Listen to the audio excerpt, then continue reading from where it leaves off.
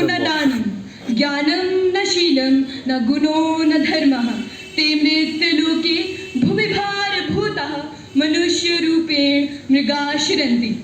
नमस्कार, मैं अवंतिका सूर्यवंशी यहाँ मौजूद सर्वज्ञ सभासदगंज भक्तों और मेरे प्रिय अध्येताओं का भावपूर्ण अभिवादन करती हूँ। आज इस सभा की शुरुआत मैं 2 प्रश्नों के साथ करना चाहूंगी। प्रश्न क्रमांक 1, आखिर धर्म क्या है? धारणात् धर्म इत्यहु धर्मोम धारति प्रजः यस्यात् धारण संयुक्तम स धर्म इति निश्चय। संक्षिप्त में कहूँ तो धर्म उस धागे के समान है जो हमारे पूरे समाज को जोड़ता है। हास्यात्मक बात तो ये है कि धर्म के हिसाब से रंगों का भी बंटवारा होने लगा है। हरा मेरा, केसरी आपका, काला मेरा, सफेद आपका। अच्छा, तो सनातन क्या है? सनातन पुरातन है, हमेशा से चले आने वाला और आगे भी चलने वाला, वो है सनातन।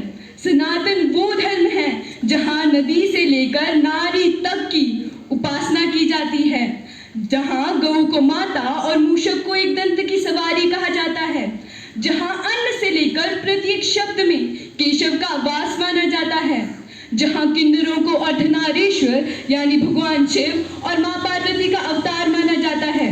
सनातन की महानता कुछ लोग सुनने के बाद अब स्वयं ही जान जाएंगे।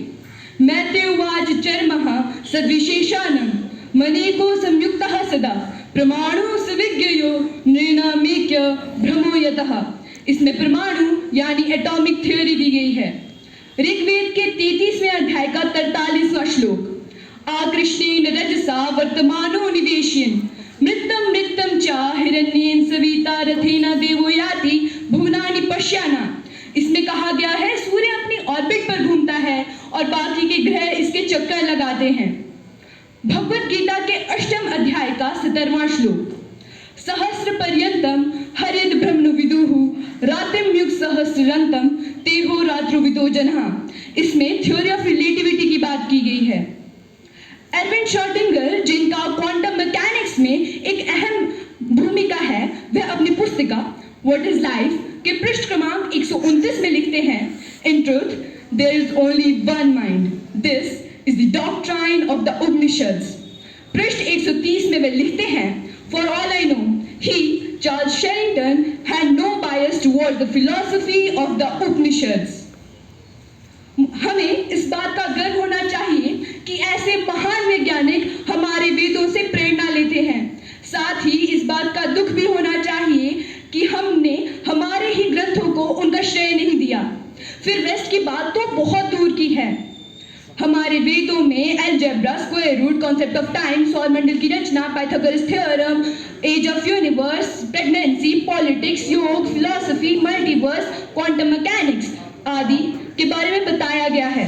आदि इसीलिए कहा क्योंकि अगर हम 4 दिन भी यहाँ बैठे और केवल ग्रंथों की ही चर्चा करें तब भी सब चीजों की चर्चा नहीं कर पाएंगे। मुझे इस बात का गर्व है, जिस विषय पर हम बड़े बड़े ज्ञानियों से सुनना चाहते हैं उस विषय पर मुझे यानी 8वीं कक्षा की छात्रा को बोलने का अवसर मिला। इस अवसर के लिए मैं श्री लक्ष्मी नारायण मंदिर का हृदय से धन्यवाद करती हूँ। धन्यवाद।